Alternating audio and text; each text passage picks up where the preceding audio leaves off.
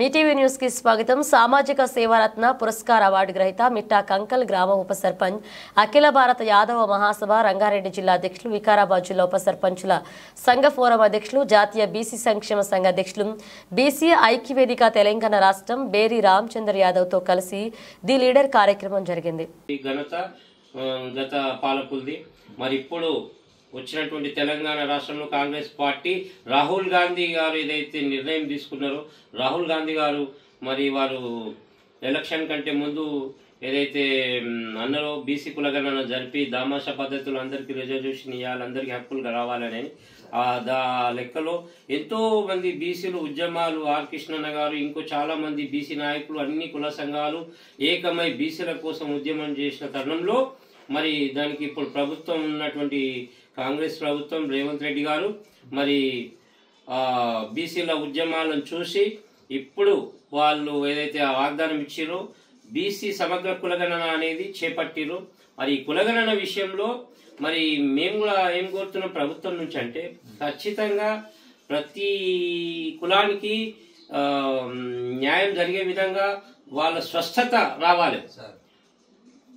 Collector కార్యాలయాల్లో, మరి MRO కార్యాలయాల్లో, మన మున్సిపాలిటీ కార్యాలయాల్లో రిజర్వేషన్ల పట్టిక అనేది ప్రచారం జరగాలి. అంటే ఏ కులం ఉన్నా అనేది ఒక పట్టిక తయారు చేయాలి. వాటికి ఎంత రిజర్వేషన్, ఏ కులానికి ఎంత రిజర్వేషన్, ఎంత నిధులు ఇస్తున్నారు, ఆ నిధులు ఎలా ఖర్చు చేస్తున్నారు, ఆ వర్గం బాగుపడాలి. ఎందుకంటే ఇది ప్రజల ప్రభుత్వం. బాబాసాహెబ్ అంబేద్కర్ రాష్ట్ర రాజ్యాంగం మనము ఓటు హక్కు ఇచ్చిండు ప్రజలకు. బాబాసాహెబ్ అంబేద్కర్ మనకు ఓటు హక్కు ఇచ్చిండు, ప్రజలే రాజులు అని చెప్పేసి ఆయన ప్రజారాజ్యంలో ఓటేసి ఎవరైతే గెలిపించుకుంటారో వారి రాజు. కాబట్టి దీంట్లో ముఖ్యంగా దామాషా పద్ధతిలో రాజ్యాంగంలో ఎవరైతే వెనుకబడిన వర్గాలు ఉన్నారో, ఆ ఏ వర్గం ఎక్కువ ఉందో ఆ వర్గంకి రాజ్యాధికారం రిజర్వేషన్ ఇచ్చినప్పుడే కదా అప్పుడే వాళ్ళు సర్పంచులు, ఎంపీటీసీలు, జెడ్పీటీసీలు, జిల్లా పరిషత్ చైర్మన్లు, కార్పొరేటర్లు, ఎమ్మెల్యేలు, ఎంపీలు అయ్యి ఆ వర్గం బాగుపడుతుంది. కాబట్టి ఖచ్చితంగా ఇప్పుడు మేము సమగ్ర కులగణన కోసం పోరాటం చేస్తున్న బీసీ ఐక్యవేదిక తరఫున మరి అన్ని కులాలని, ఎస్సీ ఎస్టీ మైనార్టీ కుల సంఘాలందరినీ కలుపుకొని మరి యొక్క పోరాటం చేయడం జరుగుతుంది. భారతదేశంలో పుట్టిన ప్రతి ఒక్కరికి సమాన హక్కులు, సమాన వాటా, మేమెంతో మాకంతా అనే నినాదంతో ప్రభుత్వం దృష్టికి తీసుకెళ్లడం జరుగుతుంది. ప్రభుత్వాలు కూడా స్వచ్ఛతతోటి ఈ రోజు ఆ విధంగా ఏదైతే ఇప్పుడు సమగ్ర కులగణన జరుగుతుంది, దయచేసి కులగణన ప్రతి ఒక్కరు కూడా గ్రామ స్థాయి నుండి గ్రామాలలో ప్రతి ఒక్కరు అవగాహన తెచ్చుకొని తమ కులం పేరు తప్పనిసరిగా నమోదు చేసుకోవాలి. అప్పుడే మన కులం వారు ఎంతమంది ఉన్నారు, అన్ని కులాల వారు, ఎస్సీ ఎస్టీ మైనార్టీ బీసీలతో పాటు గౌడ మాదిగ, ముద్రాజులు, మరి మన భట్రాజులు, మరి అనేక కులాలు ఉన్నాయి. కులాల వాళ్ళు కుమ్మరి, మంగలి, సాకలి, మంగలి, ఇవన్నీ కులాలు కూడా ధైర్యంగా ఆ పట్టికలో రాపిచ్చి మన కులం అప్పుడే మన లెక్కలు తేలుతాయి. మనకు అప్పుడే మన ప్రభుత్వంతో మన హక్కులు మనం సాధించుకోగలుగుతాం.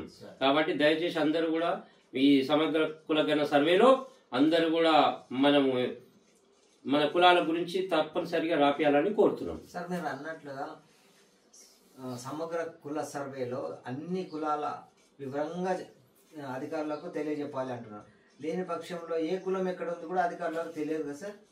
ఈ కులాలు చెప్పకపోతే చాకలి, మంగలి, కుమ్మరి, వడ్రంగి, హౌసుల, ఇలాంటివి గోల్డ్ స్మిత్ హౌసుల, ఇలాంటివి యాదవ, క్రైస్తవ, మాల, మాదిగ, వడ్డెర కులస్తులు ఉన్నారు. ఇవన్నీ కులాలు చెప్పకపోతే కూడా ప్రభుత్వం దృష్టికి ఉన్నారా లేరా అనే సందేహం ఏర్పడుతుందని మీరు క్లారిటీగా వచ్చిన అధికారులకు క్లుప్తంగా సమగ్ర విచారణలో తెలియజేయాలని కోరుతున్నారు. సరే, ఒక రిక్వెస్ట్. ఇప్పుడు ప్రస్తుతం మన గత ప్రభుత్వం, తెలంగాణ ప్రభుత్వం, బీఆర్ఎస్ పార్టీలో రాష్ట్ర మాజీ ముఖ్యమంత్రి కేసీఆర్ 10 సంవత్సరాల పాటు బీసీలకు చేసింది ఏమి, ఆయనతో పాటు మన ఆర్ కృష్ణయ్య గారు ఎన్ని ఉద్యమాలు చేసినా కానీ ఇంతవరకు ఎలాంటి బీసీలకు స్పందన రాలేదు. వచ్చినా కానీ అది వారికి ఎలాంటి పథకాలు అందుబాటులో రాలేకపోయాయి సార్. వీటిపైన మీరు ఎలా ఖండిస్తారు? ఇప్పుడు అడగంది అమ్మాయిని కూడా అన్నం పెట్టదు సార్. ఈ భారతదేశంలో మరి బ్రిటిష్ వాళ్ళు సెన్సస్ లెక్కలు తీసారు, ఏ కులం వారు ఏ పని చేస్తున్నారు వాళ్ళు అని చెప్పేసి బ్రిటిష్ వాళ్ళు 1800 సంవత్సరంలోనే ఈ కులగణన కుల సెన్సస్ లెక్కలు తీయడం జరిగింది. మరి ఇప్పుడు ప్రభుత్వం దగ్గర అన్ని లెక్కలు ఉన్నాయి ఉండి ఎనగాటి వర్గాలు ఈ భారతదేశ సంపదకు మూల కారణాలు బీసీలు, ఎస్సీ మైనార్టీ బీసీలే.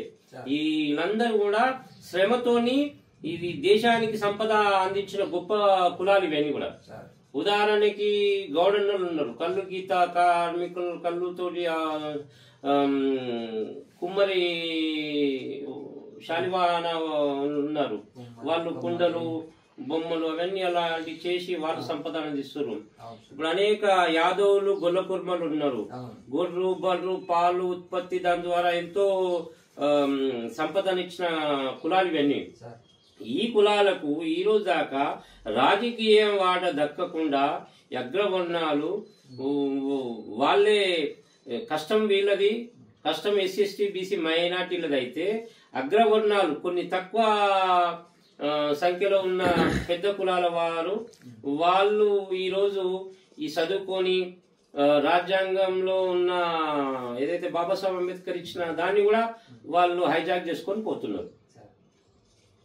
సరే, ఈ అణగారిన కులాల గురించి నేటి వరకు కేంద్ర రాష్ట్ర ప్రభుత్వాలు వర్గీకరణ చేసి వాళ్ళ వాటా వాళ్ళకు దక్కేలా ఎందుకు చేయడం లేదు? బీసీ వర్గాలు ఇన్ని ఉద్యమాలు చేసినా వారు పెడచెవిన పెడుతున్నారు. దీని గురించి మీరు తెలంగాణ 33 జిల్లాలుగా భారీ ఎత్తున ఉద్యమాలు గత నెలల్లో జరిపిన విషయం వాస్తవ యథార్థ సంఘటన. ఇంత చేసినా కానీ ఎందుకు వీళ్ళలో సత్ఫలితాలు మీకు ఇవ్వడం లేదు సార్? ముఖ్యంగా ఈ తెలంగాణ రాష్ట్రం వచ్చిన తర్వాత కొన్ని కులాలే మనం వాడుకలో ఉన్నాయి, వాడుకలో లేనివి ఈ సభ్య సమాజానికి తెలియని కులాలు కూడా ఎన్నో ఉన్నాయి. ఉదాహరణకి మన అడవి ప్రాంతంలో నివసించేటువంటి వాళ్ళందరూ కూడా గిరిజనులు, మరి ఆదివాసీలు, వాళ్ళ ఎన్నో కులాలు, వాళ్ళకి ఇప్పటికి కూడా ప్రభుత్వాలు వాళ్ళ సెన్సస్ లెక్కలు తీయట్లేదు. సెన్సస్ లెక్కలు తీస్తే వాళ్ళకు రాజకీయ వాటా దక్కుతుందని చెప్పేసి ఒక పెద్ద కుట్ర చేయడం జరుగుతుంది ఈ అగ్రవర్ణాలు. మరి దీన్ని అరికట్టాలని చెప్పేసి బీసీ ఎస్టీ మైనార్టీలంతా కుల సంఘాలు ఏకమై పెద్ద ఎత్తున ఉద్యమం చేస్తున్నాము. ఇప్పుడు తెలంగాణ రాష్ట్రం వచ్చిన తర్వాత కేసీఆర్ గారు సంఘాలకు అధినేతగా, జాతీయ నేతగా ఉన్నత పదవులు పొందారు.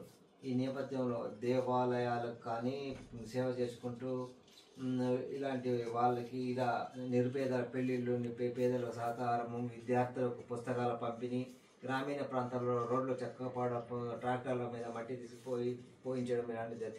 ఈ సేవలో భాగంగా కనీసం ఇక్కడే ఒక 40-45 అవార్డులు తీసుకున్నారు. మరి ఎలా సంపాదించారు సార్ మన బీసీ బిడ్డగా? సమాజంలో ముఖ్యంగా మనం బతుకుతున్న సమాజానికి మన వంతు సేవ ఎంతో కొంత చేయాలన్న ఒక సంకల్పంతో మా అమ్మ నాన్న గారి వారి పేరు మీద శ్రీ బేరి వెంకటయ్య మెమోరియల్ ట్రస్ట్ వ్యవస్థాపించి పేద విద్యార్థులకు బాగా చదువుకోవాలి, విద్యార్థులు గ్రామీణ ప్రాంతంలో బాగా చదువుకోవాలని వాళ్లకు స్టడీ మెటీరియల్స్, పుస్తకాలు, పెన్నులు, అనేక ఆట వస్తువులు ఇట్లా ఇచ్చి మన ఎక్కడ పేదవాళ్ళు ఇబ్బంది పడుతున్నారు పై చదువులకు వాళ్ళకు కూడా ఆర్థికంగా మనం ప్రోత్సహిస్తూ వాళ్ళకు ఫీజులు కట్టి వాళ్ళకు చదివించడం జరుగుతుంది. ఇప్పుడు మొన్ననే మా అమ్మాయి ఒక ఐఏఎస్ చదువుతా కీర్తి యాదవ్ అంటారంటే ఆ అమ్మాయిని కూడా మేము దత్తత తీసుకొని చదివించడం, ఐఏఎస్ కలెక్టర్ చదివించడం జరుగుతుంది. మరి ముఖ్యంగా విద్యతోనే అన్ని సాధ్యం జరుగుతాయి. విద్యా జ్ఞానం ఉండాలి, ప్రతి ఒక్కరు బాగా చదువుకోవాలి. సమాజంలో వాళ్ళందరూ కూడా చదువుతో పాటు సంస్కారం, గౌరవం, పెద్దలకు మర్యాద ఇవన్నీ కూడా చాలా అవసరం. పెద్దలను గౌరవించాలి, సమాజాన్ని గౌరవించాలి, దేశాన్ని గౌరవించాలి. అది ఈ మనం పుట్టుకకు స్వార్థం తెలియపరుస్తుంది. కాబట్టి ప్రతి ఒక్కరు సంస్కారంతో సంస్కారమైన విద్యని నేర్చుకోవాలి, పెద్దలను గౌరవించే చదువు చదవాలి. ఆ చదువు పట్ల నాకు చాలా ఇంట్రెస్ట్ ఉంది కాబట్టి నేను నా పేదరికంలో నేను చదవలేను కాబట్టి ఎంతో మంది కొందరన్నా చదివించాలన్న ఆలోచనతోటి ఈ పేద విద్యార్థులను చదివించడం జరుగుతుంది. ఈ షేర్లింగపల్లి గౌడ సంక్షేమ సంఘం ఈ బహుజన చేతుల సర్దార్ పాపన్న గౌడ్ ఈ కాంస్య విగ్రహ ఆవిష్కరణలో భాగంగా మీరు ఈ అవార్డు ఎప్పుడు తీసుకున్నారు సార్? సర్వాయి పాపన్న గారు కూడా బీద బడుగు బలహీన వర్గాల కోసం ఎన్నో పోరాటాలు చేసి గోల్కొండ కిలాలో ఆయన ఒక రాజ్యం వెళ్ళినటువంటి గొప్ప రాజు సర్వాయి పాపన్న. అట్లా గౌడ రాజులతో పాటు మరి మన వడ్డే రాజులు మరి అనేకమైన ముదిరాజులు మరి యాదవ రాజులు ఈ బీసీలలో కూడా ఎంతో మంది రాజులు చక్రవర్తులు ఎస్సీ ఎస్టీలలో కూడా చక్రవర్తులు ఉన్నారు. ఇట్లా అనేక కులాలు రాజ్యాలు వెళ్ళిన కులాలు ఈరోజు అనగారిపోయి మరి చాలా హీనమైన స్థితిలో బతుకుతున్న బతుకులు లాగా తయారైంది. మరి పూర్వం ఆ రాజుల ఒక ఛత్రపతి